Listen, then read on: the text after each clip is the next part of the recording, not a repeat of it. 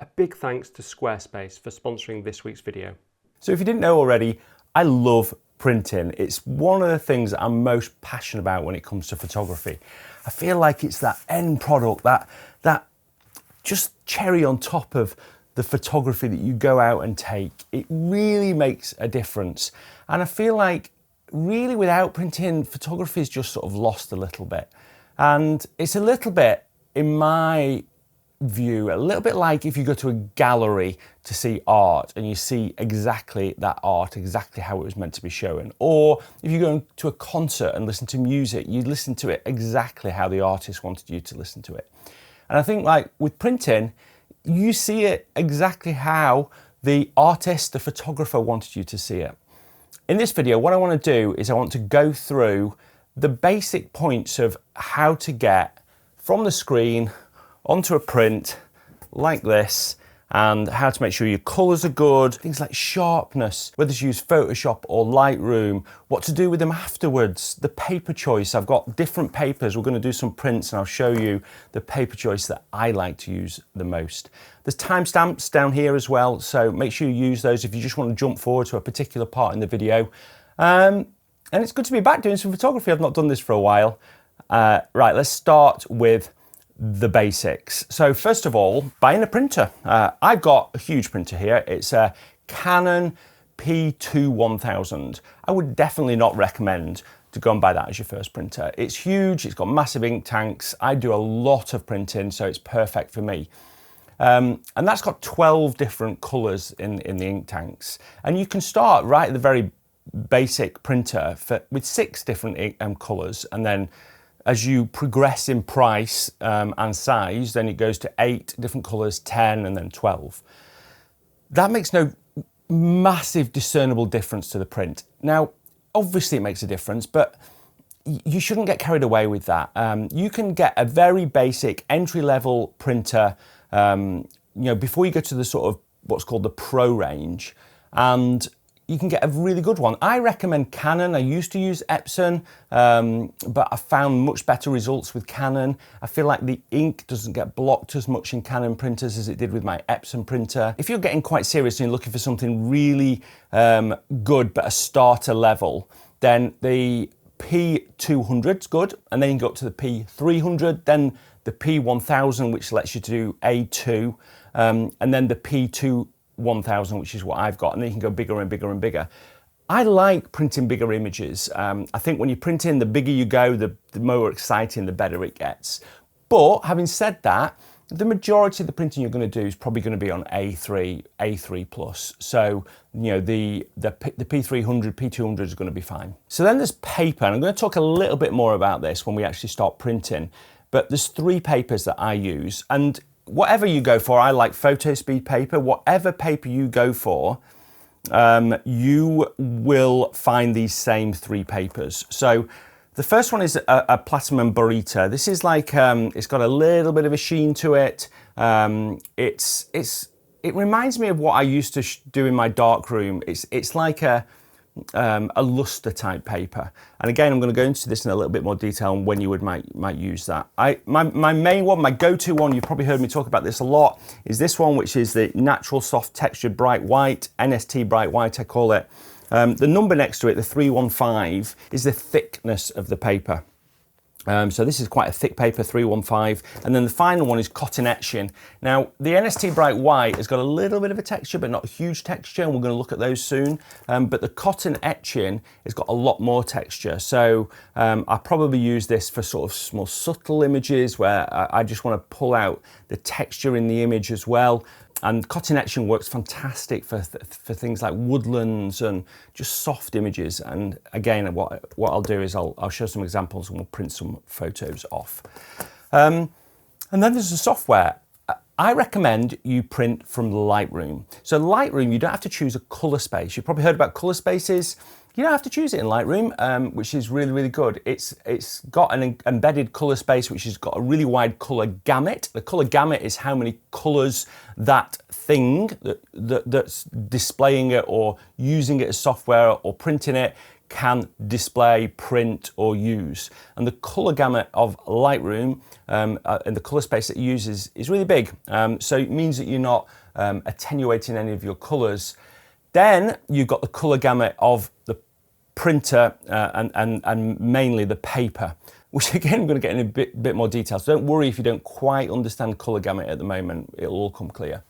But I use Lightroom. You can use Photoshop, and there's so many amazing photographers that use Photoshop. In fact, I was speaking to Jack Lodge, my mate in the UK, who does fantastic printing, especially of his bluebell woods down south, and he lives in Dorset. You've probably seen some of his photos. He always talks about printing, and he actually exports his images as TIFF, and then he's just got that exported image, and then he just prints it from, I presume, either Lightroom or Photoshop. It's a little bit more complicated if you do it from Photoshop, but not much. In Lightroom, the way I'm going to show you, I'm just going to show you the simplest way. It's the way I use, and there's no right way. There's a wrong way to do things, but there's no right way to do things. Right, so what I'm going to do is I'm going to show you how I prepare the image for printing in Lightroom, and then we're going to do some printing, and I'll go through the actual printing, the settings that I use, the paper choices, and some things I go through when I print, like margins and things like that. And then we'll go more into displaying your prints, folders that you can put your prints in, how I store my prints. I want to just do a fairly complete video that gives you the basics of everything you need to know to go out, get a printer, and start printing, because I love it so much. The more people that do it, the better, because you will love your photography way more if you start printing. So let's get into this. Right, I took my jumper off. It's getting really warm here in the UK now. Finally, we've got some good spring weather. Still raining pretty much every day though. Right, I've got some photos that I've put in a quick collection here in Lightroom, and I just want to talk you through some of these photos and some of the basics. The first thing is just the basics of setting things up. So you can have a black background or you can have a white background. There's no right or wrong here. What I like to do quite often is have this as a white background, because when I'm printing, I'm referencing it against the white edges of a bit of paper. So for instance, in this print here, you know, there's white around here. So I feel like it's good to show that on the screen as well. But you know, if you want to do it against black, that's fine. What I would say though, is if you're editing things like this, where it's really light colors, and this is the same whether you're printing or not, a lot of my Antarctica shots I always edited on a white background, because otherwise you can get sort of quite muddy whites, which is really important. The other thing is, and probably the most important thing for printing, is your monitor and the environment that you're working in. I'm now in a really bad environment. I've got a light here, I've got the curtains closed, so it's quite dark in here, and I'm artificially brightening it. What you want is a very uniform sort of flat light in your room. It's not too bright, not too dark. And then your monitor, you want to put on quite a low brightness. It's difficult depending on the monitor to say what that is, but on a Mac monitor, and I found this to be the same for all the Mac monitors I've had, whether it's an iMac or the Studio Display that I've got now, and what I tend to do is I set it around about 5 bars. But it's important when you do that that your room is always lit the same as well, otherwise your eyes might darken, you know, letting less light for the room environment, and you might see the image a little bit darker than it is. So it's not just the monitor brightness, but the room brightness. I can't stress just how important that is. It's really, really important. I'm going to just brighten this up for now, just because you'll be able to see it better from there. So once you've got that right, and you can calibrate your screen with a spider. I'll put a link here to a video that I did all about that.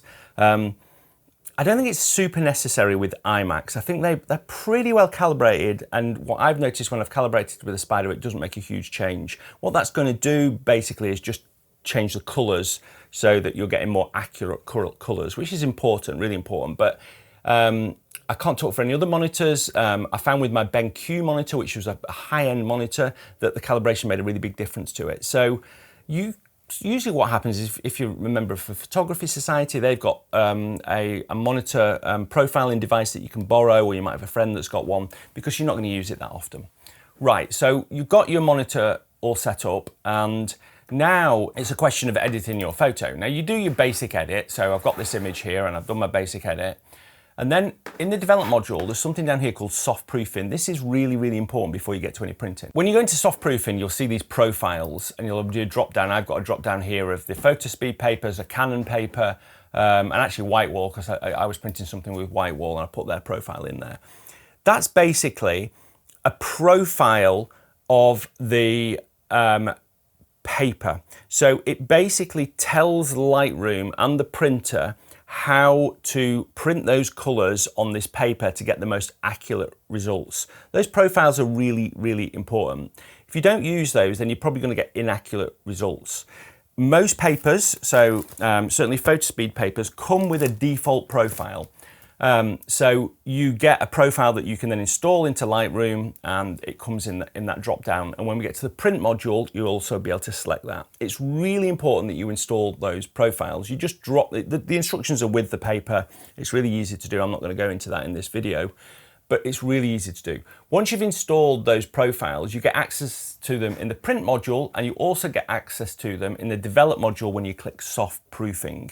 Right, so we go soft proofing here on this one. Say I'm going to print this on NST Bright White on my Pro 2100 here. Make sure you've got simulate paper and ink. So you can see when I tick this, it's saying this is what it thinks it's going to look like when you've printed it.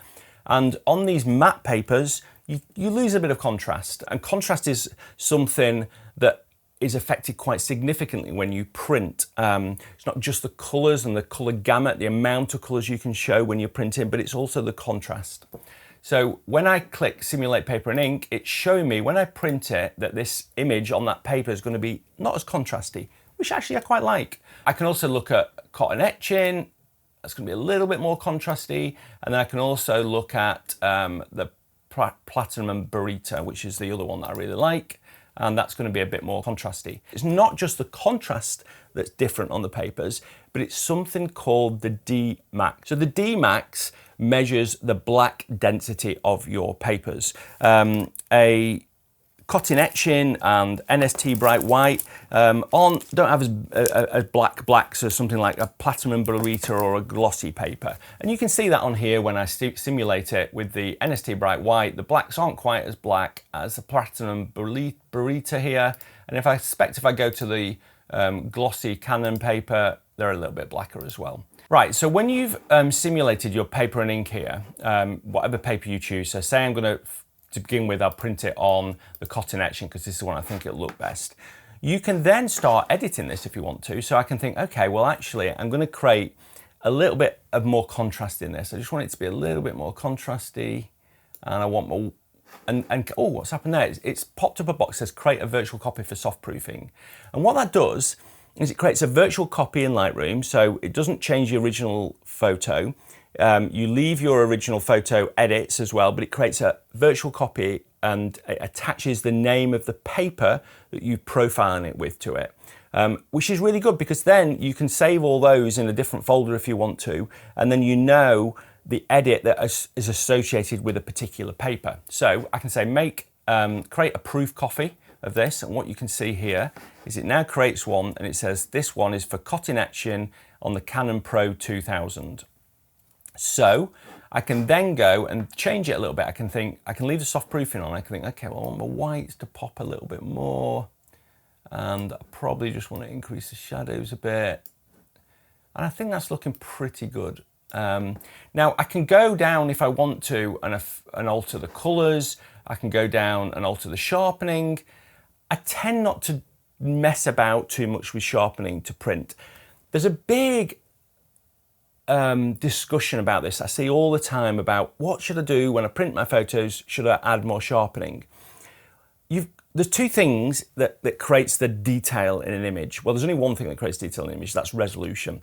But people think that sharpening creates detail or makes it look more detailed.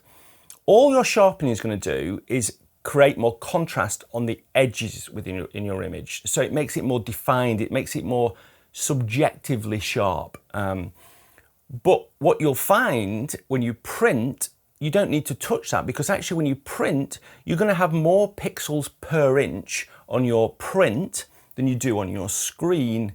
So you're going to have more detail in your print. So you don't necessarily have to worry about sharpening, because you're getting that detail that you want in the resolution. Now, it could be that you do need to mess with sharpening, but in my experience, I never do. So I leave sharpening because I've already sharpened it, when I've done the first edit in the image, which usually I don't actually do much anyway. And for an image like this, you don't really want to over exaggerate those edges. I just want the detail to come out in it, and that's going to come out from the print. So I'm going to go through, do my edits. There's just a few edits, like I said there, and then we can go to the print module. So we go to the print module, and I'm going to print this on a bit of A3 paper on my Canon Pro 2-1000. Comes up like this. So what do we do now? So we'll start at the top. So the first thing is that we can do single image or a contact sheet, picture package and custom package. This allows you to print multiple images like a contact sheet on one page. We don't want to do that. You can add a stroke border if you want, which adds a border. You can do it of whatever colour you want. So if you wanted to, you could add a black border around it. I think this looks a bit naff. I never do this, but there might be a reason you might want to do that. And then you've got the margins. The first thing I do before I mess with the margins is I just go with the cell height, and I just get it roughly the size that I want. So you can see here this dark bit here is because on my Pro 2-1000, bigger printer doesn't necessarily mean it's better. It doesn't print on that area. I can't print on that area. So I've just got to make sure that the distance from there to there and there to there is pretty similar. I usually leave a little bit more room at the bottom for signing, because you can see on a lot of my images, well, most of my images that I sell, I have a name and a signature. So a bigger border at the bottom tends to make sense, I think. And then when I've got done that, I'm actually just gonna, I'm just checking the brightness just to check this is bright enough, but I think it is. I can keep going down. If I want to, I can nudge it left and right a little bit, but I think it's pretty much okay. I might just want to add a little bit more room at the bottom for a signature. And then I'm not going to add any of these things. So then we get to this bit, which is quite often a little bit scary. So the print resolution, I leave this at 300 pixels per inch. A printer usually can print a resolution around that. You can't really see any noticeable difference, I don't think, above about 260 pixels per inch, but I leave it at 300 pixels per inch. Print sharpening, I just leave as standard. So it does do a little bit of sharpening when it goes through this process. Don't ask me why I've done that. I've always done that. To be honest, I probably should leave it at low, but standard seems to work for me. And media type is matte, which it is in this case. Now, if it was the Burrito, I'd probably go to glossy. And then color management, I don't want here to manage my printer. That's really important. I don't want my printer to manage this. I want my software to manage this. The reason I want that is because I want the software to tell the printer, this is the paper we're printing on, and this is the profile that you're going to use. So I'm going to select cotton etching, which will already pre-selected because it's embedded into this virtual copy that I created.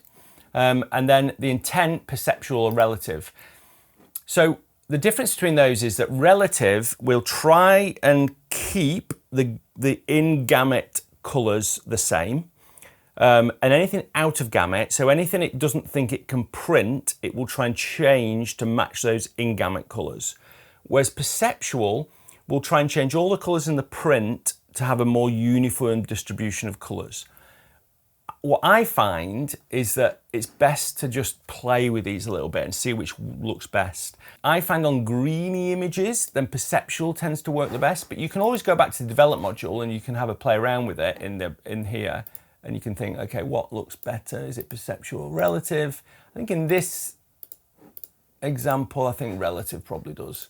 Go to print, click relative, and then I don't want to do any print adjustments because I've already done it. So the next thing I'm going to do is click printer. So when I click printer here, I've got a whole load of things that come up here. Presets, don't worry about. Then here, I just want to look at color matching, check there's nothing, click there, but there shouldn't be. Paper handling, don't need to worry about. And then the key one is quality and media. So the important thing here is that you've got the right media type for the paper you're using, and the paper you get will tell you what media type to use. So for cotton etching, I've got this set up as NFT bright white. It's the same for cotton etching as it is for NFT bright white.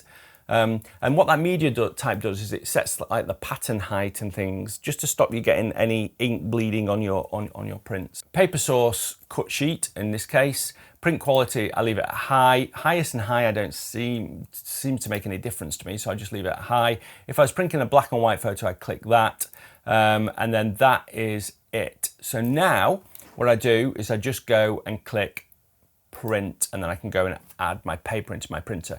Obviously, this is going to be different for your printer than it is for mine, because I doubt that many people watching have got one of these printers. But I'll put it in, we'll wait for it to come out, and then we'll have a look at it.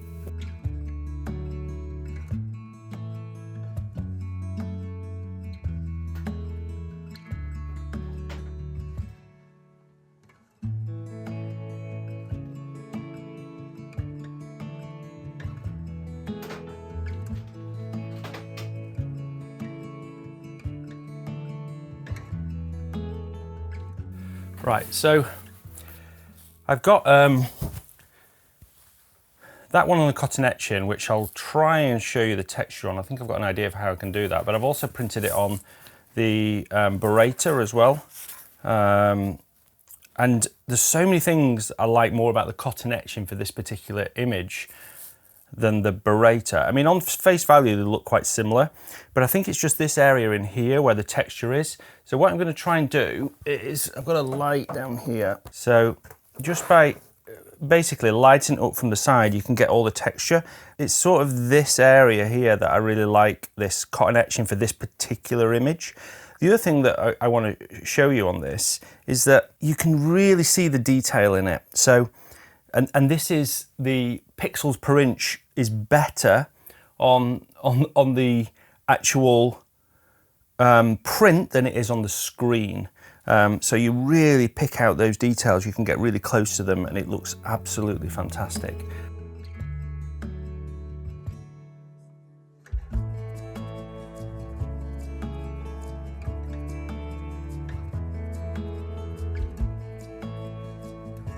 So that's worked well. Those colours are pretty accurate. The question is now, how do I choose that image? You know, because obviously with this one, it looks better on the cotton etching than the Beretta. But the majority of my images, you know, if I get some more of my images from here, I print on the NST Bright White. And the reason I do that is that I feel like you don't want texture in all your images. So an image like this, you know, the texture's in the actual ice here, so I don't want to change that. This image I think would work on either cotton etching or NST Bright White. And I also like the matte paper because I feel like it gives that really arty look as well, which I really like. This is a good example of, I've never printed this on platinum etching, so I think this would look really good on platinum etching. So I think I might do that. Let me do that quickly and we can have a quick look.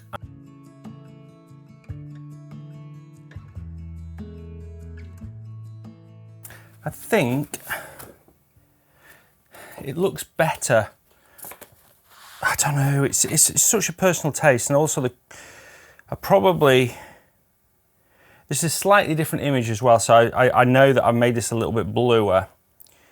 I think if you're just looking at it, there's a little bit more, the blacks are a little bit blacker. The D-Max is a bit better on here than it is on here. But, I don't know, you've got to remember, and I'll talk about this later, this is going to go behind glass. So it gets a little bit of a sort of glossy sort of sheen to it when it goes behind glass. You know, but there's one image that I just wanted to show you here, which I really think looked incredibly good on cotton etching, which is this image. It almost looked like a watercolour. I really, really like it. I think it looks fantastic. Again, you've got to sort of just get the light right on it, but it looks so good, this, from Patagonia. The light and just that little bit of texture just adds something to it. Right, let's go and talk a little bit more about upscaling images and resolution and how big you can print images, because that was asked so many times when I looked at all the questions that people had in the comments from that YouTube community post. Right, so resolution is important when you're printing. If you want to get the image with the most detail, then resolution is really important. I've shot this with a 45 megapixel camera, and this one here, when it's cropped, is 6,800 by 4,600. If you assume that the highest quality you're going to get when you're printing something and you want to get it really fine detail, then it's going to be 300 pixels per inch. Then that divided by 300 is roughly around about 23 inches on the long side. So I can print that to A2 really well, but I usually accept 200 pixels per inch, which means I can print this up to around about 34 inches on the long side. But then you've also got to remember that when you print bigger, people stand further away. So you can probably accept down to 100 pixels per inch when you're printing really big. And certainly when I've done things for Nikon at stands like the photo exhibition and the photo show, they print something that's maybe 4 or 5 meters, and obviously the pixels per inch on that are maybe 50 to 100. However, there's a trick you can do in Lightroom. So if you have a lower megapixel camera or you crop in, so for instance on this image here, I cropped in quite heavily. If we go to the develop module and I see these penguins in Antarctica jumped in the water, I was shooting with my 100 to 400. I zoomed in a bit, but not enough. So I had to crop quite heavily, which meant that I've only got a cropped resolution of 2000 by 3000 effectively, which means that I can only print this around about 10 inches, maybe 13 inches if I accept 200 pixels per inch. Which you really don't want to go lower than that on a small print, because you are often looking at it quite close. So what I can do is I can use super resolution. So I can go to photo, enhance, click super resolution. You can't do super resolution and denoise, unfortunately. So when you've done super resolution, we'll click enhance, you get an image like this. This one's huge. So it is now 4,500 by 6,000. The cropped resolution of this. So that's going to be better. It's going to be allowing me to print an A2 image quite easily, and we'll do that in a second. But what I like to do is I just like to go to the develop module and just mess about with the luminance, the detail and the color here. Because I can't use the AI tools, I find that when you upscale it, you get a little bit of noise. And by just messing with these, you can improve it. I mean, that just looks pretty spectacular, doesn't it? I think that's pretty good. So, this looks so good.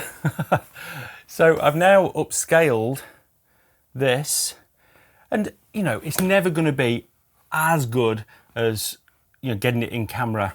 But if you've got like a lower megapixel camera and you want to just upscale it to print bigger, then this is a really good way of doing it. Or if you crop in, and you can see now that these penguins just look super sharp.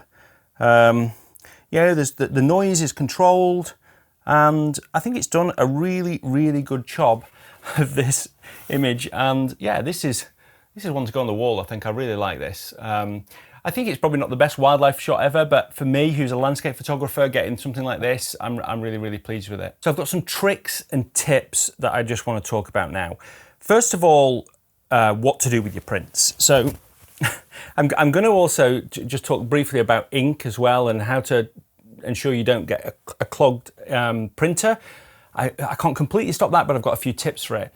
So I have some cabinets here which I use, and these are really good for storing my prints. Because what I find is that if friends come round or family come round and they want to see some of my photos, then I'd rather sort of say, oh, I'll get some photos that I've just printed out and show them. It's a tactile experience. It's really nice. So I quite often come to my print drawer and grab some prints and show them people. But sometimes you want to have a folder or a folio of your prints. And this worked pretty well for me. So this is a portfolio from Sol Digital. This video isn't sponsored by Sol Digital, but they do some great products. So this is really good because you can basically just put your images in here, there's just like some holes that you just have to punch. What I'd recommend is get a hole punch that with 3 holes in it, so you can punch them all accurately. But then you can show your prints in a really nice portfolio. So this is a really good idea, or just having a folio that you can just put them in to carry them around. Or the best thing is just putting them on your wall. And that's where I feel matte paper works really well, because when you put matte paper behind glass, it gives it a little bit of that sheen to it. You see the texture of the paper, and you don't have like 2 reflective surfaces. The problem with burrata, and especially gloss, is you have 2 reflective surfaces. The paper itself that's reflective and the glass, whereas with a matte paper, then you just have 1 surface. So the matte paper doesn't reflect the light so much, and just the glass, and it gives it that really nice look. And that's why I like matte paper, and that's why most of the photos that I sell are on matte paper. The other thing I'd recommend is when you're printing your images that you leave your printer on. When I had my Canon Pro 1000, I left it on all the time. I do with this printer as well, because then your printer can clean the heads if it thinks it needs to clean the heads, so that you don't get any ink jams. If you switch your printer off and leave it off for a long time, I don't think that's good. They don't use a lot of energy. I wouldn't worry about it. Just leave your printer on. That's the best tip that I can give you. There's so much enjoyment out of printing your photos. I love it so much. I really hope that people go and try and do it. You know, don't worry too much about, like I say, about getting the most expensive printer. You know, try and do it from Lightroom, which makes it much easier. Follow the steps that I've shown in terms of the color management. The biggest thing I'd say is brightness of your screen is important. If you can, get a spider and calibrate your screen, and make sure you use the print profiles for the paper you're using. All those things will ensure your photos on screen match what they look like when you print them, and you'll have a massive amount of enjoyment out of it. Anyway, it's a really long video this week. I wanted to start to do videos like this that are about my passions, and they're gonna go, sometimes they're going to be long, sometimes they're going to be super short, but I'm not going to try and do it to any algorithm. But if you do like the video, give it a thumbs up, leave a comment below if you've got any top tips for printing or things that you've found work. That'll really help the community that we've got going here, which is fantastic. If you want to start selling your own prints, then why don't you think about setting up a website? And Squarespace is a fantastic platform for doing that. I've used Squarespace for many, many years now. You know that I have. I sell my prints through Squarespace. They take care of all the tricky stuff, like all the HTML and style sheets and all those things. You don't have to worry about any of that. You just have to worry about uploading your photos, writing the text, and they take care of all the templates and all those sort of things. Squarespace is a fantastic all-in-one platform. If you're looking to get a website, then make sure you go to squarespace.com/Nigel or use offer code Nigel for 10% off. That's it for this week. Thanks ever so much for watching, and until maybe next Sunday actually. Bye.